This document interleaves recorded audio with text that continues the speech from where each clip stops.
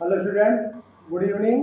आज आप लोगों को मैं साइंस पढ़ाने जा रहा हूँ। क्लास 10th का चैप्टर थर्ड है, सॉरी चैप्टर सेकंड है। क्या है चैप्टर सेकंड का नाम? Acid base and salt. Acid base and salt क्या है चैप्टर सेकंड में? अम्ल, क्षारक एवं लवण के बारे में आज मैं बताऊंगा आप लोगों को। तो एक एक करके मैं एक एक स्टेप को, एक एक पॉइंट को क्लियर करूंगा, समझाऊंगा। इसमें फर्स्ट हम पहले क्या पढ़ेंगे? हम एसिड के बारे में, फिर बेस के बारे में, फिर सॉल्ट के बारे में यानी लवण के बारे में। तो क्या होता है एसिड? अम्ल क्या होता है एसिड? तो जनरली हम अपनी लाइफ में देखते भी आ रहे हैं एसिड अम्ल, जो जिससे जो हार्पिक वगैरह जो बनाते हैं, जो क्लीनिंग करने के लिए, फर्श को साफ करने के लिए बनाते हैं, राइट। तो अब ये जो एसिड है क्या चीज, एक्चुअल में एसिड का डेफिनेशन क्या होगा कि acids are those substance which produce hydrogen ion, या उसी वो किस फॉर्म में होता है? हाइड्रोनियम आयन के फॉर्म में, विद वाटर। जब वाटर के साथ यानी वाटर में क्या डाला जाए एसिड को, तो वह एक हाइड्रोनियम आयन, हाइड्रोजन आयन का एक फॉर्म तैयार करेगा, हाइड्रोजन आयन उसमें से बने, तो उसे हम क्या कहेंगे? एसिड कहेंगे। क्या कहेंगे हम? एसिड। अब एसिड का स्वाद कैसा होता है, टेस्ट कैसा होता है? एसिड्स आर सोर इन टेस्ट। कैसा होता है? सोर यानी खट्टा होता है। कैसा होता है? ये खट्टा होता है टेस्ट में। And blue litmus paper. अच्छा, इसकी खासियत क्या होती है कि एक लिटमस पेपर होता है, इंडिकेटर होता है। यह जो लिटमस पेपर क्या काम करता है कि ये पहचान बताने का काम करता है कि कौन एसिड है, कौन सा केमिकल सॉल्ट है, कौन सा बेस है। तो अगर हमें सॉल्ट के हमें बताना है एसिड के बारे में, तो ये जो एसिड में जब हम लिटमस पेपर को डुबोते हैं इसमें एसिड में, तो ये क्या करता है कि ब्लू लिटमस पेपर को जब हम डुबोते हैं, अब पहले से क्या रहेगा उसमें? सॉल्ट रहेगा, कोई भी सॉल्ट हो सकता है, हाइड्रोक्लोरिक एसिड और H2SO4, सल्फ्यूरिक एसिड, कोई भी एसिड हो सकता है। तो इस एसिड में जब क्या हम डालते हैं? एक लिटमस पेपर। क्या चीज? लिटमस पेपर एक छोटा सा पेपर होता है, टेस्ट करने के लिए आपके स्कूल में करवाया भी गया होगा टेस्ट वगैरह। तो अब ये जो लिटमस पेपर हम जब डालते हैं तो ये पहले से ब्लू होता है, अब ये ब्लू क्या होता है? रेड में चेंज हो जाता है। यानी एसिड की खासियत होती है ये ब्लू लिटमस पेपर को रेड में चेंज कर देती है। किसमें चेंज कर देती है? रेड में। ध्यान रहे कौन चेंज करता है? एसिड। ठीक है। अब इसका अच्छा ये कैसे, इसका एग्जांपल में बताऊंगा कि ये हाइड्रोनियम आयन तैयार कैसे होता है। हाइड्रोनियम आयन या हाइड्रोजन आयन ये तैयार कैसे होता है? तो क्या होता है कि हमने बताया कि एसिड को वाटर में डालना है, तो कोई एक एसिड ले लेते हैं, सपोज HCl ले लेते हैं हम। क्या ले लेते हैं हम? चाहे HCl ले लें, चाहे हाइड्रोजन कार्बोनेट ले लें, और यहाँ पर हमें क्या लेना आएगा? HCl। तो अब इस कंडीशन में हमारा क्या बन जाएगा? H2O के साथ जब ये रिएक्शन करेगा तो क्या बनेगा? H2O, ये रिएक्शन होगा H3O प्लस क्लोरीन आयन अलग हो जाएगा। मीन्स क्या है कि हाइड्रोक्लोरिक एसिड क्या है? ये एक एसिड है, इसे बोलते हैं हम हाइड्रोक्लोरिक एसिड। अभी जो हाइड्रोक्लोरिक एसिड को वाटर में डालते हैं तो क्या होता है? अच्छा ध्यान है, कभी भी प्रैक्टिकल में पूछा जाता है कि हाइड्रोक्लोरिक एसिड को वाटर में डाला जाए या वाटर को हाइड्रोक्लोरिक एसिड में डाला जाए। तो क्या होता है कि एसिड बहुत ही खतरनाक होता है, बहुत ही खतरनाक होता है, इसलिए हम वाटर में एसिड को थोड़ा थोड़ा करके हम डालते हैं। ठीक है। अब क्या होता है कि जब दोनों मिलेंगे तो मिलने के बाद जो बनेगा वो होगा हाइड्रोनियम आयन। हमने यहाँ पे लिख दिया है हाइड्रोनियम आयन। ठीक है, हाइड्रोनियम आयन। और ये क्या बनेगा? Chlorine ion, chlorine ion. ठीक है। तो ये रहा इसकी प्रॉपर्टी एसिड के बारे में। एसिड का टेस्ट कैसा होता है? सूर होता है, खट्टा होता है। कैसा होता है? खट्टा होता है। और क्या होता है? Hydronium ion. यानी ये अभी कैसे हमें पता चलेगा कि ये हाइड्रोनियम आयन उसमें है? यहाँ से आप पता लगा सकते हो कि HCl है तो H है, तो हाइड्रोजन आयन है। ऐसे ही H2SO4 है, H2SO4 है, H है यहाँ पर। तो इसका मतलब क्या है कि ये एसिड है। क्या है? एसिड है। ये एसिड की पहचान होती है कि जहाँ पे एच होता है। तो बेस क्या होता है? Base are those substance which produce OH ion. OH ion, OH negative ion, ये क्या होता है? पॉजिटिव आयन होता है। क्यों? क्योंकि ये हाइड्रोजन देने का काम करता है, और ये जो OH आयन है ये आयन लेने का काम करता है, इलेक्ट्रॉन लेने का काम करता है। तो ये जो OH आयन है, जब वाटर के साथ रिएक्शन करवाया जाता है तो OH आयन बनता है या निकलता है उसमें से। फॉर एग्जांपल मैं अगर बताने का, इसका एग्जांपल क्या है? बेस, कोई भी बेस ले सकते हैं, सोडियम हाइड्रोक्साइड, ऐसे ढेर सारे बेस हैं। इसमें से आज मैं ले रहा हूँ सोडियम हाइड्रोक्साइड। अब क्या है कि सोडियम हाइड्रोक्साइड यानी AOH सोडियम हाइड्रोक्साइड। अब ये जो सोडियम हाइड्रोक्साइड को वाटर में डालेंगे तो ये क्या होगा? वाटर के साथ रिएक्शन जो करेगा, बट हम उसको रिएक्शन में हम इसको इंक्लूड नहीं करेंगे। केवल क्या होगा कि इस कंडीशन में सोडियम आयन अलग हो जाएगा और OH आयन अलग हो जाएगा। तो ये प्रॉपर्टी जो हम देखते हैं जहाँ पे OH आता है, यह OH क्या होता है? बेस को शो करता है, क्षार। क्या बोलते हैं? क्षार, यानी बेस को शो करता है। क्लियर? इस तरीके से आपको समझ में आ गया होगा कि बेस और एसिड में आप डिफरेंस कैसे करेंगे। और टेस्ट के बारे में क्या कहना है इसका? जो बेस होता है इसका टेस्ट बिटर होता है, कड़वा। कैसा होता है? कड़वा। कड़वा का मतलब समझ रहे हो? जैसे ये जो करेला होता है, ये सब क्या आते हैं? बिटर में आते हैं, कड़वा में आते हैं। और तो सोडियम हाइड्रोक्साइड H2O के साथ रिएक्शन करके क्या बना देगा? OH ion. तो कई भी ऐसे होंगे, NaOH और कैल्शियम हाइड्रोक्साइड CaOH ट्वाइस। तो जहाँ पे OH आएगा वहां पर OH देखते ही समझ जाना वो बेस है। क्या है? बेस यानी क्षार है। क्लियर? समझ में आ गया? तो बेस समझ में आ गया और एसिड समझ में आ गया। बनता कैसे है ये भी हमने बता दिया। अच्छा, अब सॉल्ट के बारे में हम पढ़ेंगे। तो सॉल्ट क्या होता है? सॉल्ट मीन्स नमक। सॉल्ट मीन्स क्या होता है? नमक यानी लवण, जिसे बोलते हैं लवण। तो सॉल्ट क्या होता है? एक इम्पॉर्टेंट रॉ मटेरियल है जो कि हमारे डेली यूज में हम लेते हैं, यानी जो खाने के काम में आता है। अब ये जो सॉल्टी होता है इसका जो टेस्ट कैसा होता है? सिंपल सी बात है, सॉल्टी होगा, नमकीन होगा, लवणीय होगा। अब ये जो सॉल्टी होगा तो कहाँ पाया जाता है? ये जो सॉल्ट वगैरह ज्यादातर जो समुद्र जो खारे पानी होता है, समुद्र जो सी वाटर होता है, वो कैसा होता है? सॉल्टी होता है। कैसा होता है? सॉल्टी होता है। क्लियर? अब ये जो सॉल्ट का यूज कैसे करते हैं? सॉल्ट का यूज हम जनरल लाइफ में कैसे करते हैं? इसमें क्या होता है कि ये जो जितने भी सॉल्ट है, जितने भी सॉल्ट हैं, ये जो सॉल्ट है ये क्या करते हैं बनाने के लिए? सॉल्ट बनाने के लिए मतलब क्या क्या बनाते हैं हम? इससे हम बनाते हैं, इसका यूजेज अगर मैं एक बार बता दूं पॉइंट, क्योंकि अभी इन दोनों के बारे में बताऊंगा, बट इसके बारे में शॉर्टकट में बता दूं। सॉल्ट यूज क्या होता है इसका, इसके बारे में। सॉल्ट या सोडियम हाइड्रोक्साइड NaOH बनाने में काम आता है। सोडियम हाइड्रोक्साइड के अलावा और बेकिंग सोडा बनाने के काम आता है। क्या? बेकिंग। अच्छा, ये सोडियम हाइड्रोक्साइड, उसके अलावा बेकिंग सोडा, बेकिंग सोडा बनाने के काम आता है। और किसके काम में आता है? वॉशिंग सोडा बनाने के काम आता है। वॉशिंग सोडा यानी कपड़े का धोने वाला सोडा, ये सब बनाने के काम आता है। अच्छा, इसी को हम क्या कहते हैं? जो बेकिंग सोडा यानी सोडियम कार्बोनेट, बेकिंग सोडा को क्या कहते हैं हम? ये NaH सोडियम बाइकार्बोनेट। क्या बोलते हैं इसको? सोडियम बाइकार्बोनेट यानी AHCO3, सोडियम बाइकार्बोनेट, ये बेकिंग सोडा होता है। वॉशिंग सोडा यानी AOH ACO3 सोडियम कार्बोनेट यानी CO3 सोडियम कार्बोनेट।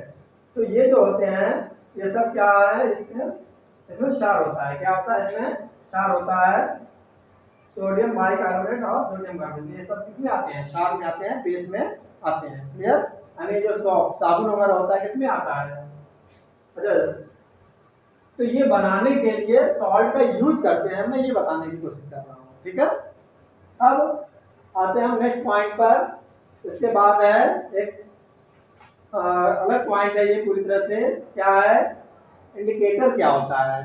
तो अभी अभी हमने बताया था कि लिटमस पेपर क्या आएगा, इंडिकेटर का काम करता है, ठीक है।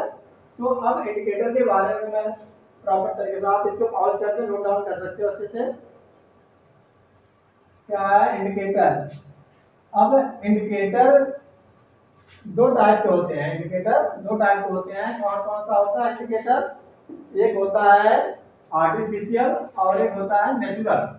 तो मैं दोनों के बारे में बताऊंगा आज कि कितने टाइप के ये होते हैं, ठीक है। आप एक बार बुक को भी अच्छे से रीड करोगे घर पर, रीड करके खुद का नोट्स बनाओगे। अब क्या है इंडिकेटर? तो ये जो इंडिकेटर है, इंडिकेटर एक बार समझा दूंगा प्रॉपर, आपको अच्छे से समझ में आ जाएगा। इंडिकेटर सूचक जिसे कहते हैं, सूचक। अब ये जो इंडिकेटर क्या होता है, एसिड को पहचानने में, बेस को पहचानने में और सॉल्ट को पहचानने में हमारा हेल्प करता है। कैसे हेल्प करता है, क्या इसकी खासियत होती है? तो अभी अभी हमने बताया था कि जो एसिड है, जो एसिड है, एसिड में जब हम क्या डालते हैं, हम लिटमस पेपर, तो ये क्या करता है, ब्लू को, एसिड क्या करता है, ब्लू को रेड में चेंज कर देता है। और ये जो बेस होता है, बेस क्या करता है, रेड को किसमें चेंज करता है, ब्लू में चेंज कर देता है। अच्छा, ब्लू को अगर हम इसमें बेस में डालेंगे तो नो चेंज, ध्यान रहे। ऐसे ही रेड को अगर हम एसिड में डाल दें तो नो चेंज, कोई चेंज उसमें नहीं होगा। अब सॉल्ट में अगर हम डाल दें इसमें कोई भी, चाहे रेड चाहे डालें चाहे ब्लू लिटमस पेपर डालें, तो क्या होगा, नो इफेक्ट, कोई इस पर इफेक्ट नहीं होगा। जैसा जिस कलर का रहेगा वो उसी कलर का सेम रहेगा। तो क्या सेम रहेगा, लिटमस पेपर की बात हो रही है, blue litmus paper, litmus paper की बात हो रही है, ठीक है। तो ये तो समझ में आ गया। तो ये एक हमने एग्जांपल लिया, लिटमस पेपर है, क्या आएगा, लिटमस पेपर। तो ये लिटमस पेपर एक इंडिकेटर है, लिटमस पेपर क्या है, क्या इंडिकेटर है। तो ये जो इंडिकेटर किस किस टाइप के होते हैं मैं बताऊंगा आज। तो इंडिकेटर पहला है हमारा नेचुरल इंडिकेटर, क्या आएगा, नेचुरल इंडिकेटर, नेचुरल इंडिकेटर। और एक होता है आर्टिफिशियल, आर्टिफिशियल इंडिकेटर। और अब नेचुरल इंडिकेटर में क्या क्या आते हैं, नेचुरल इंडिकेटर जो पहले से बने हुए हैं, जैसे क्या कहते हैं, हल्दी, टैमरिन, क्या होता है, टैमरिन। उसके अलावा और कौन कौन से होते हैं, टर्निक, टर्निक और turnip, red cabbage, red cabbage, CABBAGE, red cabbage, और लीव एंड टाइटस, ये सब नेम है, लीव ऑफ टाइटस। तो ये क्या होते हैं, नेचुरल इंडिकेटर में आते हैं। और टर्मिक एंड टर्मरिक होता है, क्या होता है, टर्मरिक, टर्निक या टर्मरिक, क्या बोलते हैं उसको, टर्मरिक, हल्दी जिसे बोलते हैं, टर्मरिक, ठीक है। ये किसमें आते हैं, नेचुरल इंडिकेटर में। अब आते हैं हम आर्टिफिशियल इंडिकेटर। आर्टिफिशियल इंडिकेटर में क्या होता है, आर्टिफिशियल इंडिकेटर जो हम बनाते हैं या प्रयोगशाला में जो बनाया जाता है, लैब में बनाया जाता है, तो क्या होते हैं, अच्छा आर्टिफिशियल में कौन सी क्या कहलाते हैं वो, सिंथेटिक, क्या कहते हैं, सिंथेटिक, सिंथेटिक। अच्छा सिंथेटिक क्या होते हैं, वही आर्टिफिशियल, क्या होते हैं, artificial. For example methyl orange, क्या है इसका example, methyl orange, methyl orange, और क्या अगला एग्जांपल है मेथिल ऑरेंज, फेनोल्फथेलिन, फेनोल्फथेलिन।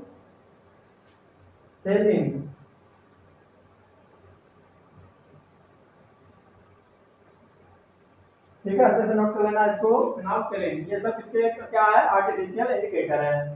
अब इंडिकेटर में ही एक आता है, अब एक और अलग टाइप का होता है ऑल्फैक्टरी इंडिकेटर। क्या होता है, ये तो इंडिकेटर दो टाइप का होता है, ये मेन नोट कर लो। इसके अलावा और होते हैं ये, एक होता है इंडिकेटर में ही, या इसको थर्ड टाइप भी करके बोल सकते हो, सेकेंड थर्ड क्या बोलते हैं उसको, ऑल्फैक्टरी इंडिकेटर। ऑल्फैक्टरी इंडिकेटर तो ऑल्फैक्टरी इंडिकेटर क्या होता है, ऑल्फैक्टरी इंडिकेटर क्या होता है कि देयर आर सम सब्सटेंस, मैं बोल देता हूं, देयर आर सम सब्सटेंस और क्या है, whose color change in acids, whose color change in acid and base, change in acid and base medium are called क्या कहलाता है, these are called बोल सकते हैं, मीडियम these are called, ये क्या कहलाता है, these are called olfactory indicator, olfactory indicator।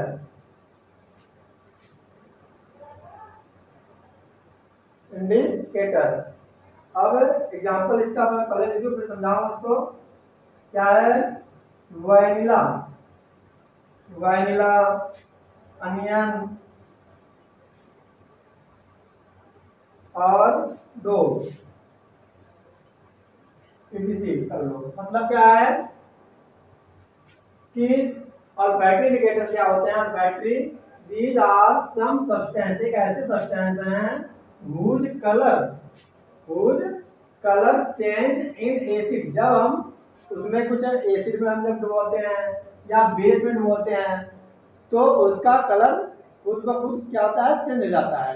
क्या होता है, खुद से चेंज हो जाता है। इसी गुण को, इसी नेचर को हम क्या कहते हैं, ऑल्फैक्टरी इंडिकेटर बोलते हैं। ठीक है, अब जैसे वैनिला है, अनियन प्याज है और डोव है, ये सब क्या है, सब्सटेंस है। अब ये जो सब्सटेंस को क्या होता है कि जब इसमें एसिड या बेस डाला जाता है तो इनका जो कलर होता है वो चेंज हो जाता है। ठीक है, इस तरीके से ये पता चल जाता है कि ये एक इंडिकेटर के रूप में इसका यूज हम कर सकते हैं। तो natural, artificial and olfactory indicator, तीनों समझ आ गया होगा। अब हम आते हैं नेक्स्ट टॉपिक पे। क्या है, एक क्वेश्चन मैं पहले बोलता हूँ, बहुत ही इंपॉर्टेंट है। उसके आगे है केमिकल प्रॉपर्टी। आप पहले हम पढ़ेंगे एसिड, इसके बारे में, chemical property of acid and base के बारे में।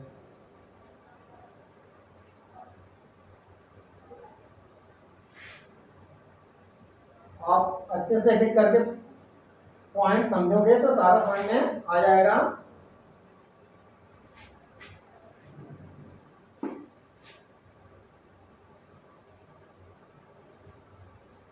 तो क्या है आगे,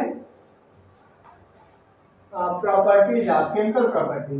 कौन सी प्रॉपर्टी बताने जा रहा हूँ, chemical property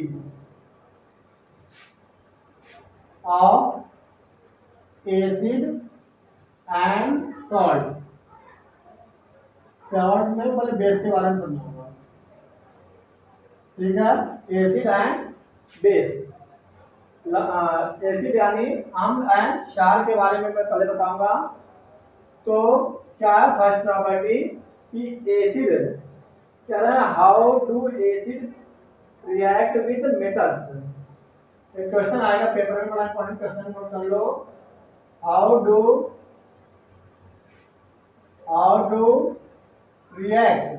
react acid with metal. Question इस टाइप से आएगा बन करके। तो मैं क्वेश्चन के रूप में इसलिए बता रहा हूँ जिससे आपको बनाने आएगा क्वेश्चन की कैसे करोगे।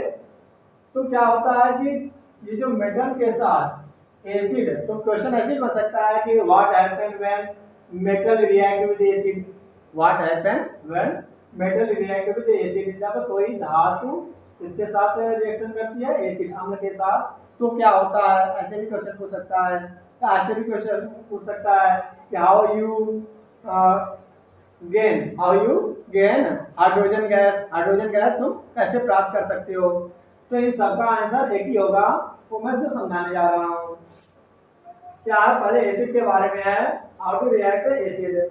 तो क्या होता है ये एसिड, अब कोई भी आंसर में हम लिखेंगे कि कोई भी एसिड है, कोई भी एसिड है when acid react with metal. अब कोई भी मेटल होगा, कोई भी मेटल होगा, अब उस मेटल के साथ जैसे ही रिएक्ट करेगा तो क्या बन जाएगा उसका मेटल ऑक्साइड, क्या बन जाएगा उसका मेटल ऑक्साइड, या उसको और भी बोल सकते हैं हम सॉल्ट बनेगा। क्या बन जाएगा, सॉल्ट बन जाएगा और हाइड्रोजन गैस बाहर निकलेगी, एंड हाइड्रोजन गैस क्या होगी बाहर निकलेगी। ये बात क्लियर होना चाहिए। तो क्या होगा, अभी एसिड जब मेटल के साथ रिएक्शन करता है तो क्या क्या बनता है, सॉल्ट एंड हाइड्रोजन गैस बनती है। तो what happen when acid react with metal, क्या बनता है सॉल्ट। ठीक है, ये अपने लैंग्वेज में बना करके लिख भी सकते हैं। अब एसिड का कोई एग्जांपल ले लो, H2SO4 सल्फ्यूरिक एसिड, क्या बोलते हैं इसको हम सल्फ्यूरिक एसिड। तो सल्फ्यूरिक एसिड में क्या होता है, जब ये मेटल, अब किसके साथ मेटल रिएक्शन करता है, जिंक के साथ। पहला जो बुक में प्रैक्टिकल दे रखा है, मैं प्रैक्टिकल भी समझाऊंगा, जिंक के साथ तो क्या बन जाएगा zinc sulphate plus hydrogen gas बाहर निकलेगी।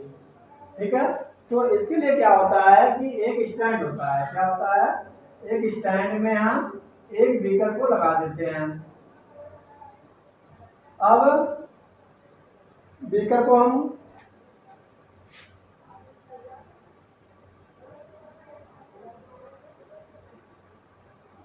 अपने तरीके से इसको बना सकते हो।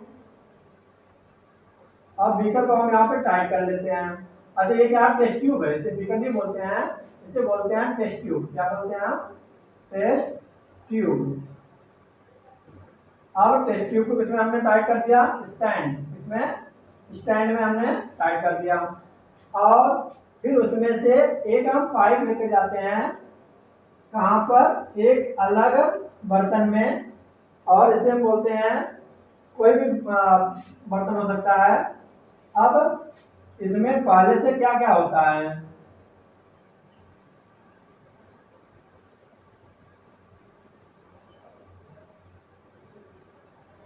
अच्छा पूरा यहाँ तक इसमें क्या भरा हुआ है, पहले से सॉफ्ट सोल्यूशन है, सॉफ्ट यानी साबुन,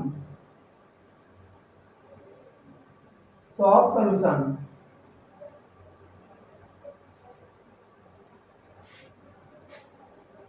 सॉफ्ट सोल्यूशन है। अच्छा, अब हम करते क्या हैं कि पहले ये जो बीकर को हमने टाइट किया था, तो इसमें जिंक का, क्या चीज, जिंक, जेडेन, जिंक का हम क्या ले लेते हैं, जिंक के छोटे छोटे ग्रेनुअल्स ले लेते हैं, ग्रेनुअल्स मतलब छोटे छोटे टुकड़े ले लेते हैं, बुरादा जिसे बोल सकते हैं, छोटे छोटे टुकड़े ले लेते हैं, छोटे छोटे टुकड़े। अब इसमें से हम अलग से क्या डालते हैं, ये हाइड्रो, क्या कहते हैं इसको, सल्फ्यूरिक एसिड। अब इसमें हम अलग से हम क्या डाल देंगे, सल्फ्यूरिक एसिड, सल्फ्यूरिक एसिड, यहाँ पे हमने लिखा सल्फ्यूरिक एसिड, यह H2SO4, क्या डाला हमने, H2SO4।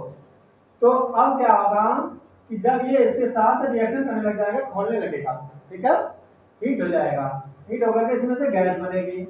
अब ये जो गैस है, ये गैस आएगी और सीधे यहाँ पर ऊपर जाएगी, कहाँ, ये बाहर निकलेगी गैस, तो क्या होगी, बाहर निकलेगी। अब इसमें से कौन सी गैस बाहर निकलेगी, और यहाँ पे जो बचेगा वो क्या बचेगा, ठीक है, तो यहाँ पे जो बचेगा वो होगा जिंक सल्फेट। रिएक्शन के बाद आफ्टर रिएक्शन जो बचेगा वो क्या बचेगा, जिंक सल्फेट बचेगा, ठीक है। और ये जो गैस गई है ये कौन सी गैस है? ये हाइड्रोजन गैस है। कौन सी गैस है? Hydrogen gas. हम कैसे हमें पता चलेगा कि हाइड्रोजन गैस है? हम क्या करते हैं कि इसके सामने एक जलती हुई कैंडल लेके जाते हैं। अब जैसे हम कैंडल लेके जाते हैं इसके पास, तो ये पॉप साउंड के साथ ये क्या होती है, बड़ा बड़ा ब्लास्ट होने लगता है। मतलब ये क्या होती है, पॉप साउंड के साथ आवाज करने लगती है। अब तेज साउंड के साथ, तो इसका मतलब है कि कौन सी गैस है? हाइड्रोजन गैस है। कौन सी गैस है?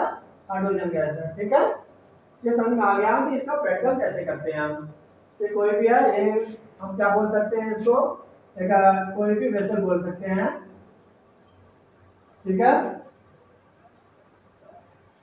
अब पूरा प्रैक्टिकल समझ में आ गया होगा। तो ये हमने क्या बताया अभी कि जब कोई एसिड जिंक के साथ रिएक्शन करता है तो क्या बनता है? सॉल्ट बनता है। ये जिंक सल्फेट है, एक प्रकार का क्या है? सॉल्ट होता है, सॉल्टी होता है। ठीक है, अब मैं जब इसी पर बेस्ड दूसरा बता दूं, बेस के साथ रिएक्शन करता है तो क्या बनता है? तो यही क्या आपका क्वेश्चन बनेगा, यहाँ पर तो खैर वही होगा। Second question, how do react, अब एसिड के स्थान पे बेस हो जाए, क्या आ जाए? बेस। तो भी यही सारा प्रॉपर्टी होगी, यही सारी प्रॉपर्टी होगी। कैसे, मैं समझाता हूँ। तो यहाँ पे एसिड के स्थान पे क्या आ जाएगा? बेस। ठीक है, जब बेस किसी मेटल के साथ रिएक्शन करेगा तो भी सॉल्ट एंड हाइड्रोजन गैस ही बनेगा। ठीक है, अब बेस का कोई एग्जांपल ले लेते हैं हम, सोडियम हाइड्रोक्साइड। कौन सा एग्जांपल है? Sodium hydroxide. अब सोडियम हाइड्रोक्साइड को क्या करना है, हमें मेटल के साथ रिएक्शन करना है। तो इसका एग्जांपल मुझे लग रहा कि आएगा ये सोडियम हाइड्रोक्साइड यानी OH, यानी AOH। सोडियम हाइड्रोक्साइड को कौन से किसके मेटल के साथ रिएक्शन करवाया जाए? जिंक के साथ इसको भी करवाया जाए तो क्या बनेगा? Zinc hydroxide, zinc Zn, sodium zincate बनेगा। क्या बनेगा? Sodium zincate, Na2ZnO। यहाँ रखना, क्या बनेगा? इसे बोलते हैं सोडियम जिंकेट। क्यों? क्योंकि इसमें से केवल हाइड्रोजन गैस का बाहर निकलना है। तो ये क्या बन जाएगा? प्लस हाइड्रोजन गैस बाहर निकलेगी, इसे हम बोलते हैं तो सोडियम, क्या बोलते हैं? Sodium zincate. ठीक है, क्या बोलते हैं इसको? Sodium zincate. ध्यान रहे, तो क्या है? बेस है। क्या आ गया? ये सोडियम हाइड्रोक्साइड, सोडियम हाइड्रोक्साइड। अभी जो सोडियम हाइड्रोक्साइड एक बेस है, क्या है? बेस है, सोडियम हाइड्रोक्साइड। इस बेस को, जब सोडियम हाइड्रोक्साइड को जिंक मेटल के साथ, क्या आएगा? जिंक, यहाँ पे जिंक है और जिंक मेटल है, क्या है? धातु है। जिंक मेटल के साथ जब रिएक्शन करवाते हैं तो सोडियम जिंकेट बनता है, हाइड्रोजन गैस बाहर निकल जाती है। ये भी इसका कैसा नेचर होता है? सॉल्टी होता है। ठीक है, तो इसी बात समझ में आ जानी चाहिए। अब ये हो गया इसके साथ रिएक्शन बेस के साथ। अब आगे है नेक्स्ट क्वेश्चन कि मेटल कार्बोनेट एंड, एक होता है कार्बोनेट, एक होता है बाइकार्बोनेट। मैं बताता हूँ उसको अब आगे हेडिंग में। ये सब केमिकल प्रॉपर्टी में ही आएंगे सब।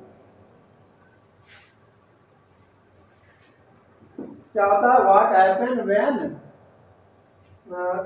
How do metal carbonate and metal hydrogen carbonate. तो मैं एक क्वेश्चन बनाता हूँ इसमें। थर्ड क्वेश्चन है आज का, how do metal carbonate, how do metal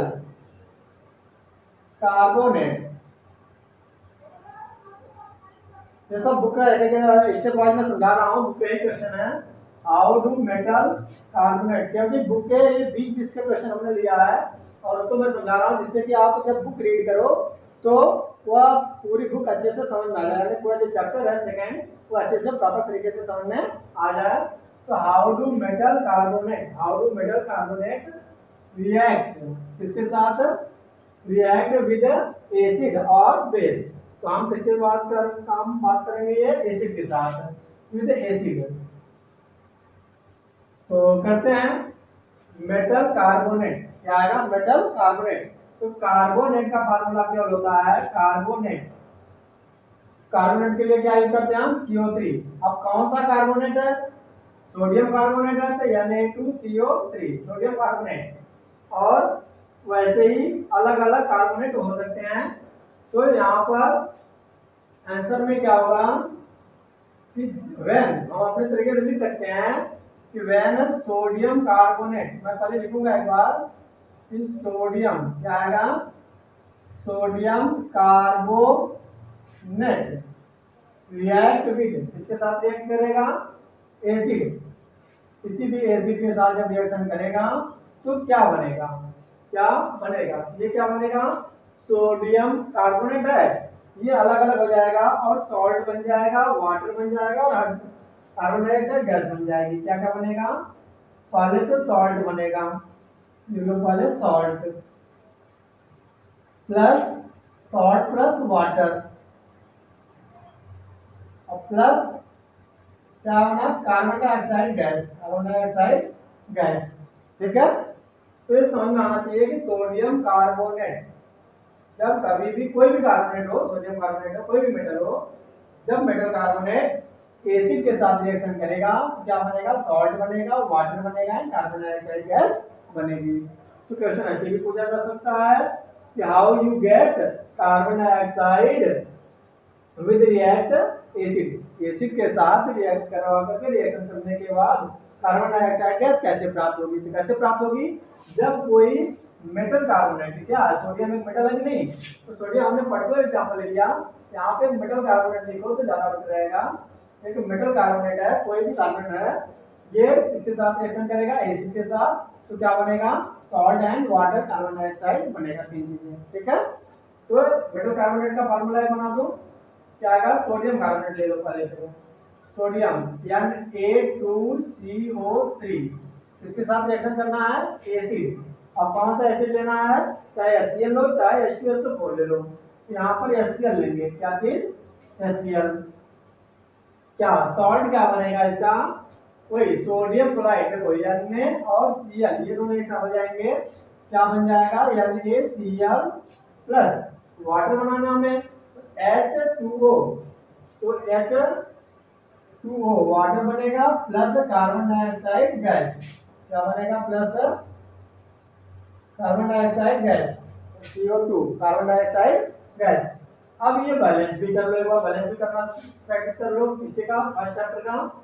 sodium कितना है, 2, यहाँ पे कितना सोडियम, 1, बैलेंस कर लो इसको पूरे के आगे, लेकिन लिखते हैं हमेशा, हमने समझाया था।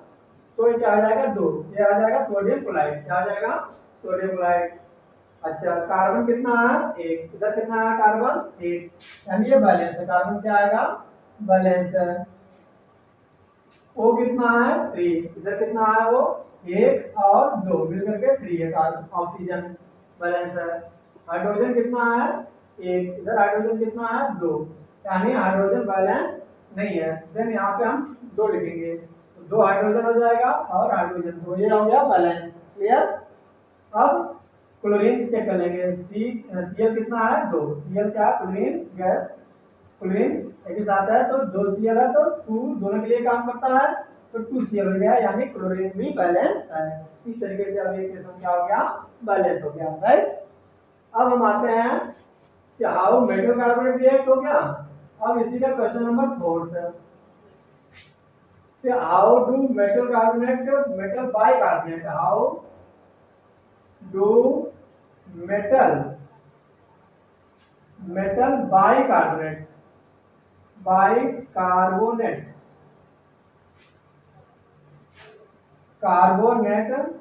React with acid. अभी तक किसके साथ हमने रिएक्शन करवाया था, ये केवल कार्बोनेट के साथ था, मेटल कार्बोनेट। अब है मेटल बाइकार्बोनेट है, जैसे मेटल बाई सोडियम बाइकार्बोनेट, क्या ले लेते हैं हम एग्जांपल, मेटल बाइकार्बोनेट, हम मेटल आंसर में लिखेंगे हम, when metal bicarbonate, metal bicarbonate. एक एक स्टेप समझोगे तो पूरा चैप्टर पूरा समझ में आ जाएगा। मेटल बाइकार्बोनेट रिएक्ट करता है इसके साथ, बता दो, HCl के साथ। चलो इसी के साथ कर लो, तो क्या बनेगा, क्या बनेगा? तो इसको कहते क्या, हम एसिड बोलते हैं। क्या बोलते हैं इसको? एसिड। कोई भी एसिड हो सकता है। अब एसिड के साथ रिएक्शन जब करेगा वही है, इसमें भी वही चीजें बनेंगी। सॉल्ट बनेगा, वाटर बनेगा एंड कार्बन डाइऑक्साइड गैस बनेगी। ठीक है, कार्बन डाइऑक्साइड गैस। अब किसी मेटल कार्बोनेट का नाम बताओ, क्या आता है? NaHCO3, metal bicarbonate. क्या बोलते हैं इसको? Sodium bicarbonate. क्या बोलेंगे हम इसको? Sodium bicarbonate. क्लियर? किसके साथ करना रिएक्शन? एसिड। कोई एसिड ले लेते हैं हम, HCl। क्या बन जाएगा? सोडियम क्लोराइड यानी NaCl। किसका फार्मूला होता है? सॉल्ट। सोडियम फार्मूला क्या आता है? किसका फार्मूला है? सॉल्ट है। ठीक है, सोडियम क्लोराइड। और क्या बनेगा? H2O, H2O plus CO2, carbon dioxide gas बनना है। तो CO2, अब बैलेंस चेक कर लो, यानी A एक है, Cl कितना है? एक है, हाइड्रोजन कितना है? दो, इधर भी दो है, ऑक्सीजन तीन है, इधर भी ऑक्सीजन तीन है, यानी पहले से बैलेंस है। क्लियर? किस तरीके से हम इसको बैलेंस कर लिया, बैलेंस है। तो ये है मेटल बाइकार्बोनेट। तो ये क्या दोनों में सिमिलरिटी है कि नहीं है? चाहे मेटल कार्बोनेट हो चाहे मेटल बाइकार्बोनेट हो, यदि एसिड के साथ रिएक्शन करेगा तो एक ही बनेगा। ये याद है, salt plus water plus carbon dioxide. ये जो मेन स्टेटमेंट है, ये अगर समझ में आ गया तो समझ लो कि पूरा जो चैप्टर का जो बेस है ये क्लियर हो जाएगा आपको। ठीक है, एक चीज समझ में आना चाहिए। अब ये समझ में आ गया तो रटने की जरूरत नहीं है। कोई भी बाइकार्बोनेट लो, एसिड के साथ रिएक्शन कराओ, क्या बन जाएगा? सॉल्ट बन जाएगा, वाटर बन जाएगा, कार्बन डाइऑक्साइड। ठीक है, again how do acid base. अच्छा, अब है कि जब एसिड एंड बेस रिएक्ट करेंगे तो क्या बनेगा? क्वेश्चन नंबर ये फोर्थ में। ये सब प्रॉपर्टी में ही आएंगे सब।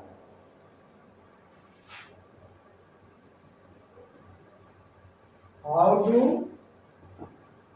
Acids and base, question number 1 hit कर लो। How do base, acids and base, acids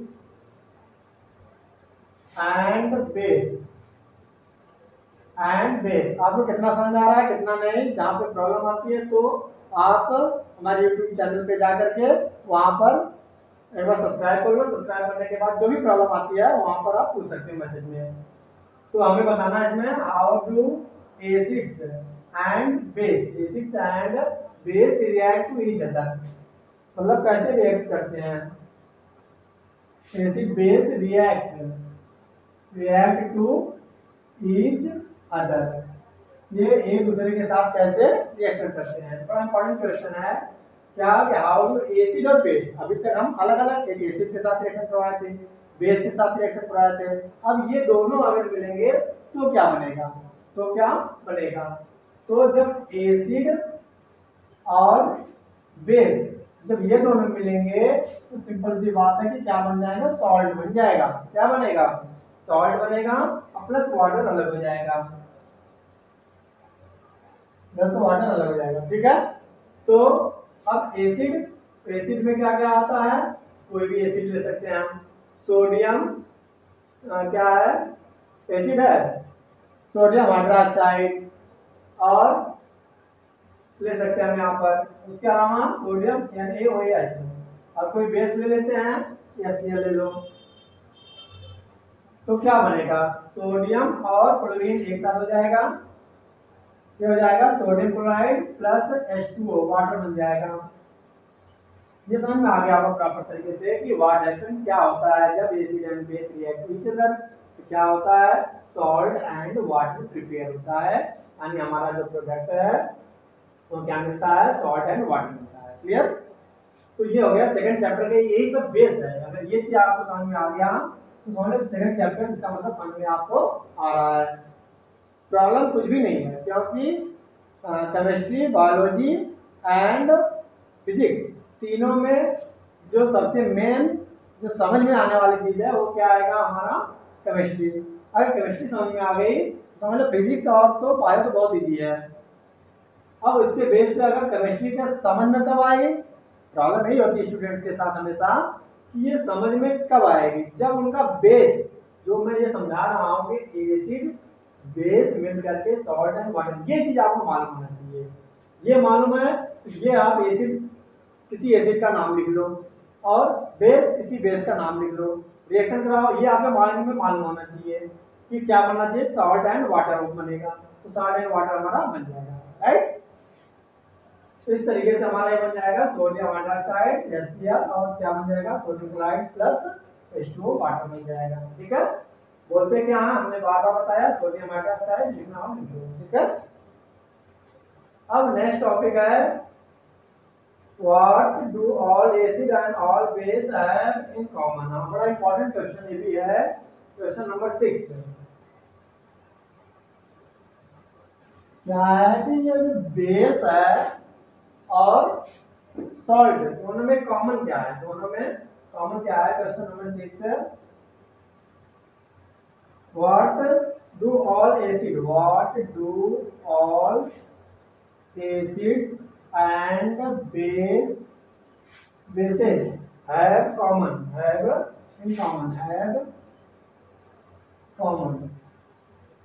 दूसरा क्वेश्चन है दोनों में कॉमन क्या है, तो कॉमन क्या है दोनों में, अरे एसिड रिएक्शन कर रहा था किसी मेटल के साथ तो भी हाइड्रोजन गैस बन रहा था, और जब बेस रिएक्शन कर रहा था किसके साथ, बेस रिएक्शन कर रहा था किसी मेटल के साथ तो भी हाइड्रोजन गैस बन रही थी, यानी हाइड्रोजन गैस बनती है दोनों में, यही कॉमन है, क्या आएगा कॉमन है।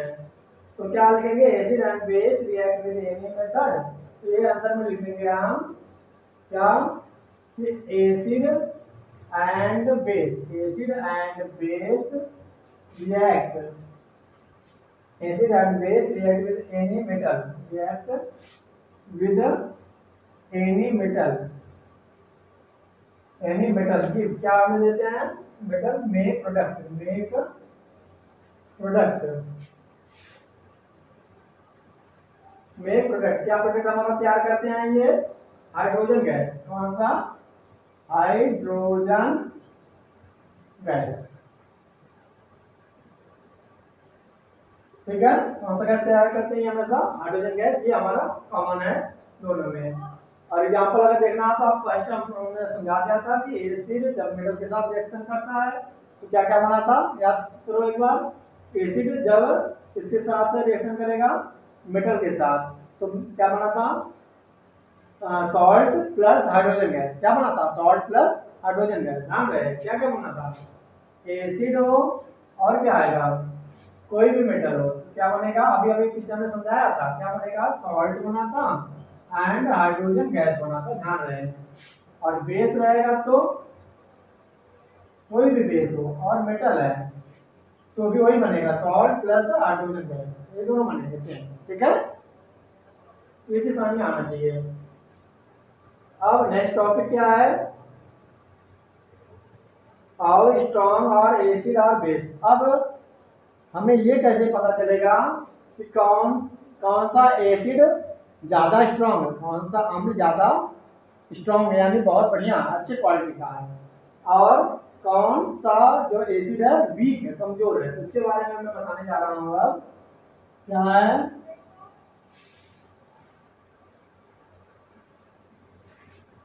क्वेश्चन नंबर सारी प्रॉपर्टी में ही आएगा, तो हम ये पूरा चैप्टर इसके आगे एकदम प्रॉपर्टी है दोनों के बारे में है। तो आगे है question number 7, how strong are base, how strong are acid और base, how strong are acid और बेस, एसिड और base solution.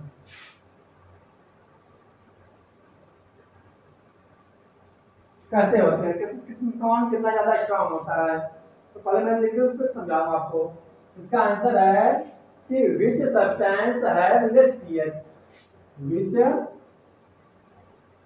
Substance which substance have less pH। अभी मैं बताता हूँ pH स्केल क्या होता है। pH वैल्यू और pH वैल्यू और क्या होगा, स्ट्रॉन्ग एसिड होगा। pH वैल्यू जिसका लेस होगा, जितना ज्यादा लेस होगा pH वैल्यू और strong acid and which substance have more and which substance have more pH value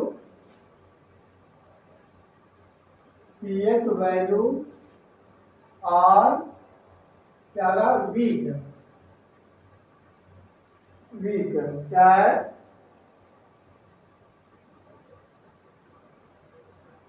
अच्छा वीक क्या बोल सकते हैं हम, वीक एसिड या स्ट्रॉन्ग बेस बोल सकते हैं। हम क्या बोलेंगे, pH वैल्यू और वीक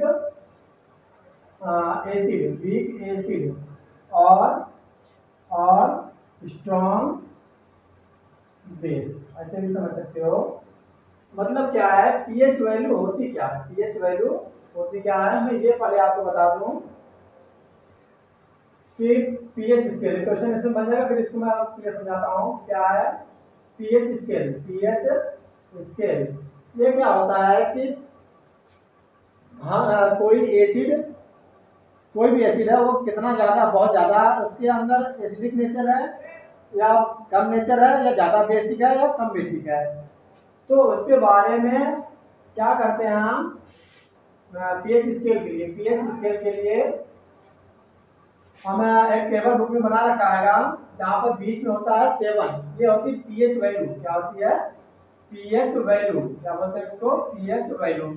अब जब pH वैल्यू जैसे 7 है, तो इधर जैसे जैसे हम आएंगे तो pH वैल्यू कम होती रहेगी, ठीक है। 6 5 4 3 2 1 0 एंड ऐसे ही यहाँ पे क्या होगा, 1 2 3 4 5 6 7, मतलब 8 9 10 11 12 13 14। तो जितना ज्यादा जिसकी pH वैल्यू जितनी कम होगी वो उतना ज्यादा क्या होगा, एसिडिक नेचर होगा। कैसा होगा वो, एसिडिक नेचर उसका होगा। एसिडिक नेचर समझ में आ रहा होगा कि एसिडिक नेचर होता क्या है कि अम्लीय, ये जितनी कम pH वैल्यू जितनी कम होगी, 0 1 2 3 जितना कम होगा वो होगा क्या, एसिडिक नेचर होगा। जितना ज्यादा होगा वो उतना क्या होगा, बेसिक नेचर उसका ज्यादा होगा, बेसिक नेचर इधर ज्यादा होगा। यानी क्या होगा, जिसकी pH वैल्यू क्या होगी, pH वैल्यू 14 होगी, वह क्या होगा, स्ट्रॉन्ग बेस होगा। क्या होगा, स्ट्रॉन्ग बेस। और जिसकी pH वैल्यू 0 होगी या 1 होगी, जिसकी pH वैल्यू क्या होगी, pH वैल्यू 1 होगी, तो वह क्या होगा, स्ट्रॉन्ग एसिड होगा। ये बात समझ में आ गई।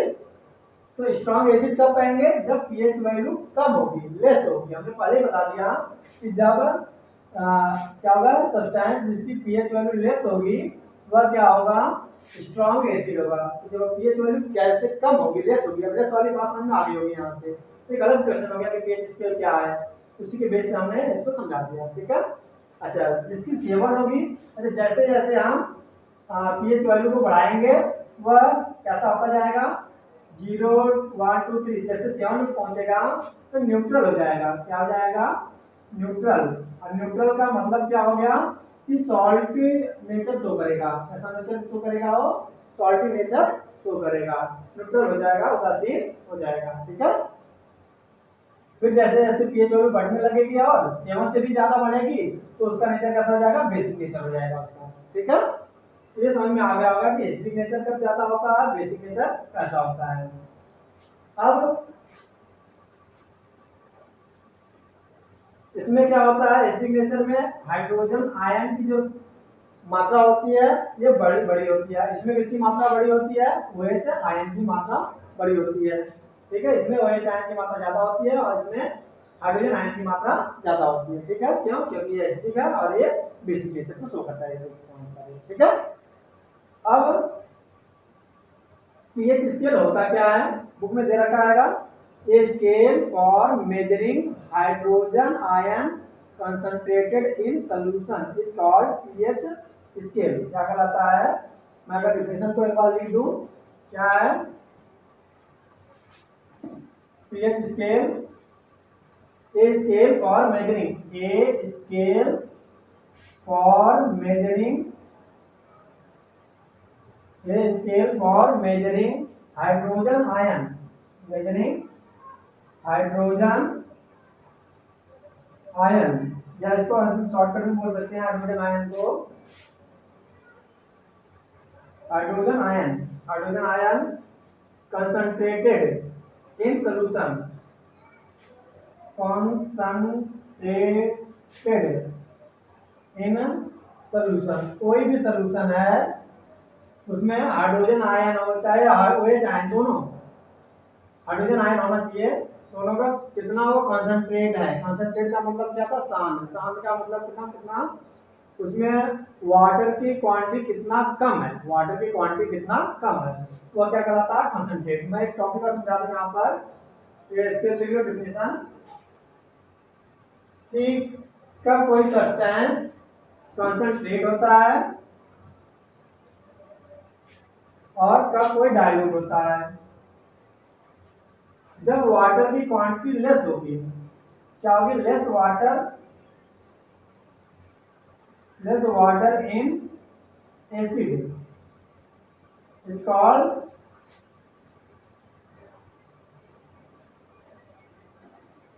व्हेन, बोल सकते हो when less water in acid, then that is, ऐसे बोल सकते हो, देन दैट इज, तो वो क्या है? एक कंसंट्रेट कहलाएगा। क्या कहलाएगा? कंसंट्रेट, कंसंट्रेट यानी शांत। क्या कहलाता है? शांत कहलाएगा। ठीक है, अब जब उसकी मात्रा क्या हो जाएगी? ज्यादा हो जाएगी वाटर की, मोर वाटर इन एसिड, जब एसिड में क्या होगी? ज्यादा क्वांटिटी होगी वाटर की, तो उसे हम क्या कहेंगे? डाइल्यूट कहेंगे। Water in acid, then that is called, then that is called, क्या दैट इज, क्या क्या होगा? वो डाइल्यूट होगा। ठीक है, डाइल्यूट और इसमें क्या डिफरेंस समझ में आ गया? दोनों एसिड होते हैं मगर एक कॉन्सेंट्रेट होता है, डाइल्यूट होता है। डाइल्यूट में क्या होता है? वाटर की क्वांटिटी ज्यादा होने के कारण वह थोड़ा कम इफेक्टिव होता है, और जो कॉन्सेंट्रेट होता है ये ज्यादा इफेक्टिव होता है, ज्यादा प्रभावशाली होता है। राइट, अब हम नेक्स्ट टॉपिक पे हम आते हैं। What does importance of pH scale in daily life? Daily life में हमें क्या इंपॉर्टेंस, तो हम किसी को पता है, अगर हमें नींबू का रस है, ठीक है, जूस ऑफ लेमन है, तो उसका हमें पीएच वैल्यू मालूम होना चाहिए। तो उसकी लेमन कितना होता है? पीएच वैल्यू अबाउट 2.5 के समथिंग होता है। बुक में दिया होगा सबका, आप इसको टेबल से अच्छे से स्टडी कर सकते हो। यह पीएच वैल्यू तो लेमन का दिया हुआ है 1 पॉइंट कितना, लेमन 2.2, लेमन कितना आता है? लेमन की जो पीएच वैल्यू है ये होती है पीएच वैल्यू 2.2। तो इसका मतलब ये क्या है? ये ज्यादा एसिडिक है। ये इसके अंदर क्या था? लेमन जूस में, लेमन जूस, लेमन जूस में क्या होता है? इसमें ज्यादा क्या होता है? पीएच वैल्यू ज्यादा होती है, कम होती है, यानी ज्यादा इसका एसिडिक नेचर होता है। ठीक है,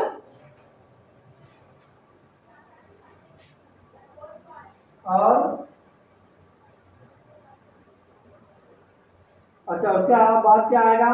गैस्ट्रिक। अच्छा गैस्ट्रिक जूस क्या होता है? इसमें और कम होता है गैस्ट्रिक जूस की। ये आप टेबल से अच्छे से स्टडी कर लो, बुक में दिया हुआ है सब कि किसकी कितने कितनी होती है, टेबल से बना रखा है। तो इस तरह से हमें पता चल जाता है कि जो जितना ज्यादा एसिडिक होगा तो क्या होता है कि हमारे पेट में जो गैस बनती है तो क्या होता है, जब हमारे पेट में गैस की मात्रा क्या हो जाती है, ज्यादा हो जाती है, गैस की मात्रा क्या हो जाती है, गैस में एसिड की मात्रा ज्यादा हो जाती है, किसकी, एसिड की मात्रा जब ज्यादा हो जाती है तो गैस बनने लग जाती है। फिर हम क्या खाते हैं, कुछ हाथ मोला या सतमोला वगैरह खाते हैं, नहीं खाते हैं, तो यानी हम बेस का यूज करते हैं, फिर जाकर के वो न्यूट्रल हो जाती है, क्या हो जाती है, न्यूट्रल हो जाती है। समझ में आई बात, जब ये न्यूट्रल हो जाती है तो समझ लो कि गैस बाहर निकल जाएगी, ठीक है, ओके। यानी तो एसिड और बेस मिलकर के न्यूट्रल यानी और सॉल्टी हो जाता है। अब आगे, चलो आगे नेक्स्ट क्लास में क्लास दूंगा, बाकी नेक्स्ट क्लास में। और अभी तक आपने वीडियो को लाइक एंड शेयर नहीं किया है तो लाइक कर लो, सब्सक्राइब भी कर लो और अदर स्टूडेंट को शेयर भी कर लो। Thank you so much.